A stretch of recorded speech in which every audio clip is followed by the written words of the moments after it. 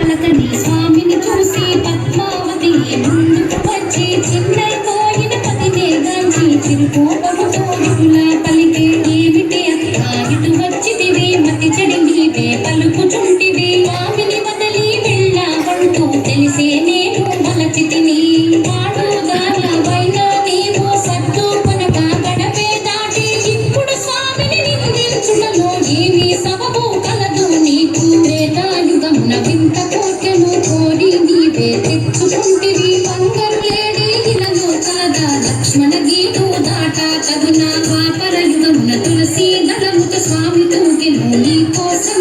ముల్లోకాలు మెచ్చుకునంగా ఆనాడెంతో మురిసిపోతివి ప్రాణనాథుని వదిలి వెళ్ళి ఇప్పుడు వచ్చుట ఏమీ ధర్మము కొత్తగా పెళ్ళి అయిన వారము ముద్దు ముచ్చటలు మాకు లేవా.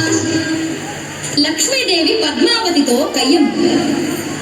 మొదలు పోయే చిన్న దాన మాటలు బాగా నేర్చిన దాన ఎంత గడసరి దానవు నీవు నాపతి నీవు వలలో పడెను పెళ్లి అయిన వారితో నీవు పరిణయమేలా ఒప్పుకొంటివి పురుషులకేనా కలువు వచ్చిన నామగడి నీకు దొరికినాడా.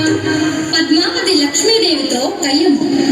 స్వామి మదిలో నీవే ఉంటే మరి యొక్క దానితో పనియేలా స్వామి ప్రేమతో నన్నే వలకను మాటలు మీరకు నెరజాడా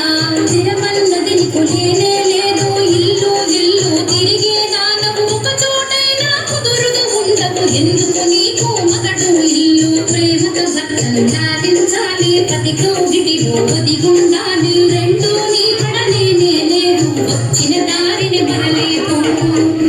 సమతుల దెప్పి పొడుపు మాటలు లక్ష్మీదేవి పద్మావతిని ఎత్తి పొడుపు మాటలు అనగా పద్మావతి లక్ష్మీదేవిని పుల్లా విరుపు మాటలు అని ఇద్దరు భార్యల మాటలు వింటూ శ్రీనివాసుడే సత్తి చెప్పగా స్వామి పలుకులు ఆలకింపగా నా వాడంటే నా వాడని నా వాడంటే నా వాడని నా వాడంటే నా వాడని నా వాడంటే నా వాడని నా వాడంటే నా వాడని ఏడుకొండలవాడ వెంకట